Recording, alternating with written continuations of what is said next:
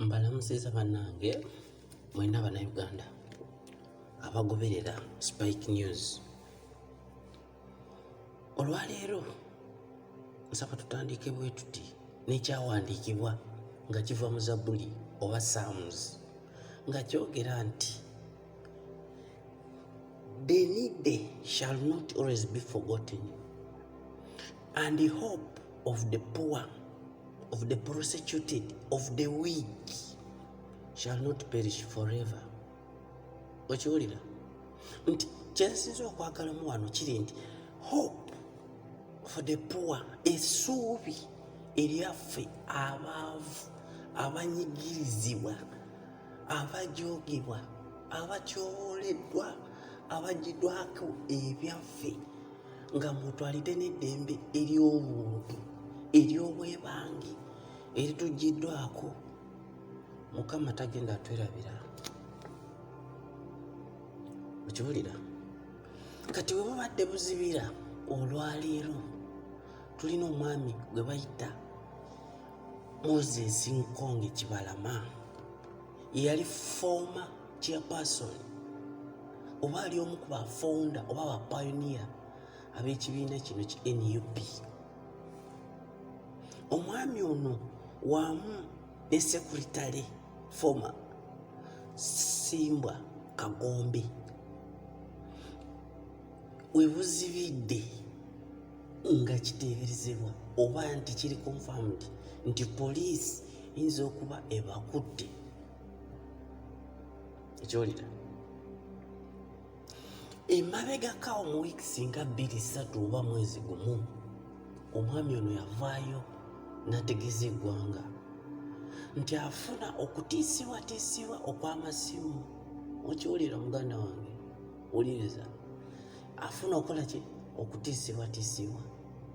Kati wojja ogoberera Pulezidenti Museveni ne gavumenti ye balina enkola ey'okutiisatiisa. Basooka kutiisatiisa, kati ebalaba nti olemeddeko ne bakola kye basobola mu busobozi bwabwe.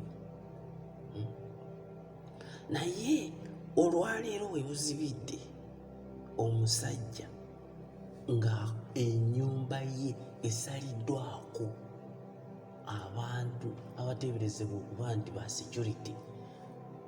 Ate remember ejjo ow'eggulu nabagambye nti our country is under terrorism.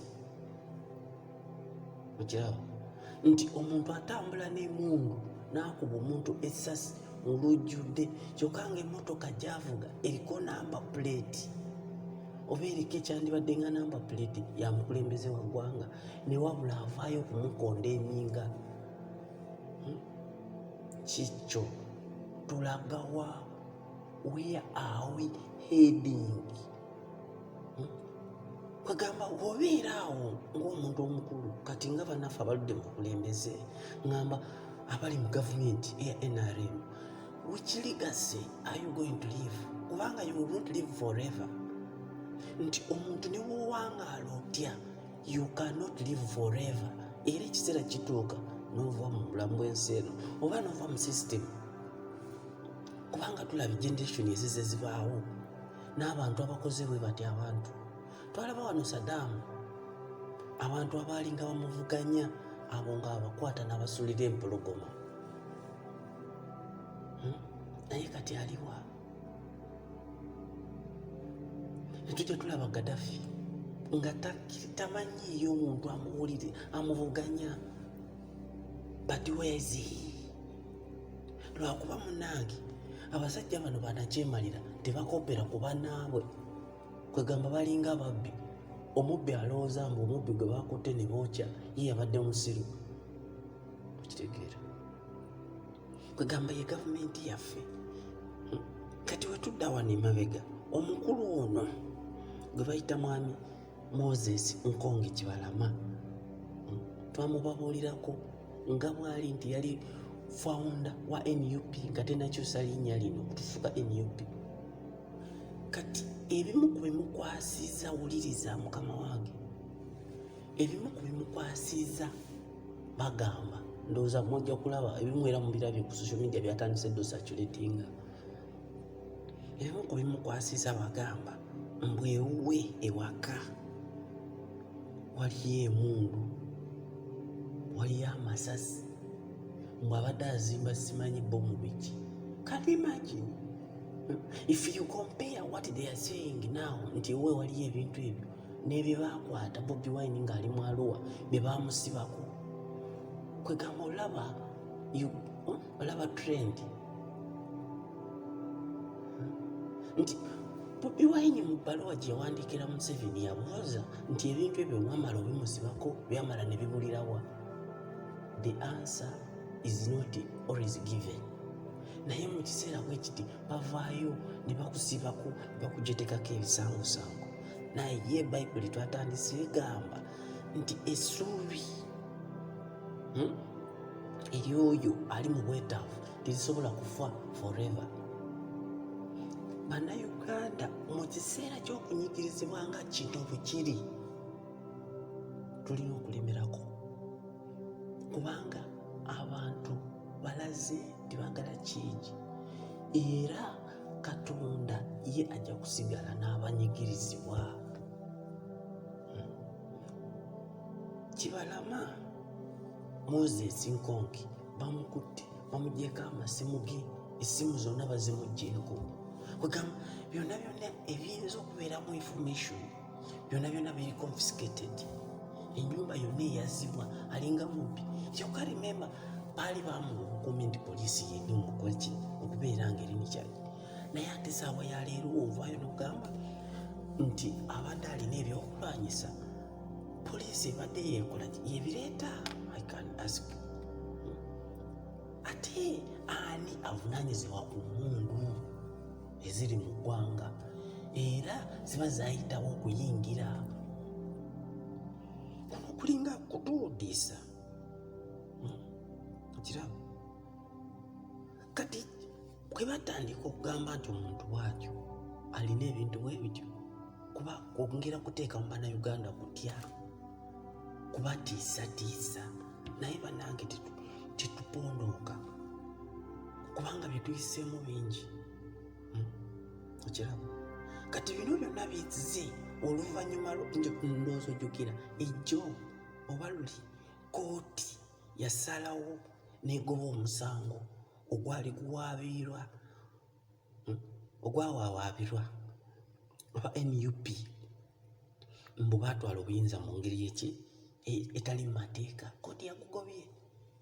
Kati oluvannyuma lw'ekyo gavumenti ya NRM ne Museveni bali mu kutya okw'ekika ekya waggulu.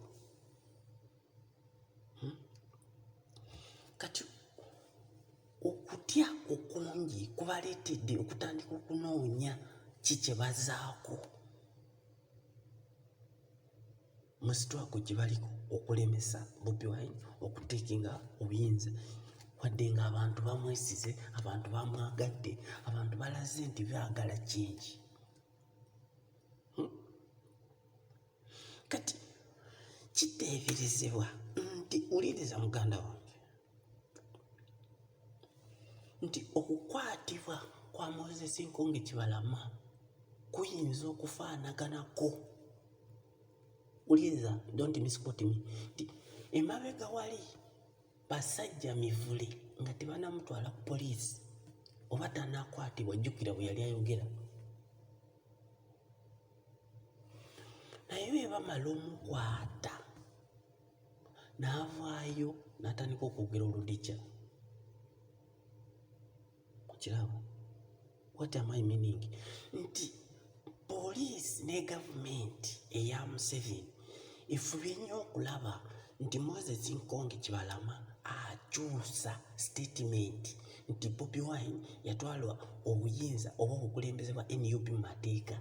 Kati bali mu kwagala okumukwata bamukyunye bamubuzeebuze alabike nti ava ku mulamwa, ava ku kituufu. Njagala owulirize, baagala bamukkirizise ayogere ng'agamba nti Bobi Wine obukulembeze bwa NUP yabutwala mu bumenyi bw'amateeka. Kikibala ekyo kiraba. ng'ogyeko abantu ba Mwoyo gwa ggwanga nti niwe bamusiba. Takyukakyuka. Jjukira Nelson Mandela bamusiba emyaka 27 naye bwe yavaayo era yasigala ku kituufu. Kati ng'awano ewaffe Uganda Bobi Wine baamukuba ne bamusiba ne bamutulugunya ne bamukola all sorts of kasasiro, naye musajja yalemerako. Zaake Honorable baamukuba ne bamumenya ne bakola ki naye yalemerako. Honorable Nambooze bakireke baamutuusa n'okulemala. Jjojjojjo wano Lutamaguzi baamukutte naye takyuse. Kiraba kati tulinamu abantu ba Mwoyo gwa ggwanga. Tulina abasajja bano Banakatemba baabakwata babizonto naye nabo tebaakyuka. Kanimaji kati nze nsaba Kibalama Nkonge sitwageerewo yakumukyusa Bannayuganda, era nsaba owulira akantu kano kasharingi nti ensi ebiirewo ng'ekimanyi nti singa Kibalama avaayo n'akuba olukuŋŋaano oba n'ayita bannamawulire n'ababuulira ebintu nga bwe bikyuse. Don't get worried. Or it should not find you or it should not get you by surprise. Kitegeera tukibawulidde. Gano gava mu nsonda is enekusifu nti ekikwasa Kibalama baagala aveeyo akyuse statement emu bweti era kasita agikyusa empiki eneeba enywedde eya gavumenti ya NRM. Baagala aveeyo akyuse statement agambe nti bannange Bobi Wine obukulembeze bwa NUP yafuna mu bumenyi bw'amateeka nti gundi seeki oba wandiise olukiiko olw'okuntikko terwatuula ne lukaanya kubanga ajjukira emabegaawo era waliwo abalenzirenzi abaavaayo okwo ne bawaaba omusango gufaananako ng'ogwo. Naye ng'omukulu bw'atera okugamba nti ebitalina makulu tetubiwa makulu, abo nabo baagenda ng'omuyaga. Nga bw'olaba ono simanyani Kabirizi bye yawaaba naye era naye yagenda bw'atyo.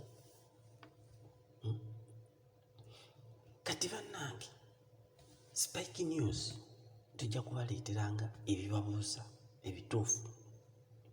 Tuberabira okusubscribinga nti bwe tunaba tuleesenga information nga bweti gwasooka okugitekeera n'ogiwulira abalala. Don't forget to share and like. Kitegeera naye bannange nga tukyali awo tulina okusabira ensi yaffe. Omusajja atulemeddeko, ensi yagiwamba, ayagala ensi ebeeriye n'abaŋŋanda ze n'abamikwano nga bw'olaba bw'atuvuluze buli wamu, buli sisitemu yafa. Ebyo ebituseewo we bwazibidde nga Moses Nkonge Kibalama ali under arrest ne former secretary general Simbwa Kagombe. Kiraba kale munnange onoobiwulira ng'akyusizza n'atandika okwogera oludikya ndowooza mujja bitegeera tubibabuulidde. Baagala agambe nti Bobi Wine yafuuka pulezidenti mu bumenyi bw'amateeka nti oba obukulembeze bwe obw'ekibiina busazibwemu. That is kyebagoba kyokka teri kirala. Bebeerako ebirala bijjajja.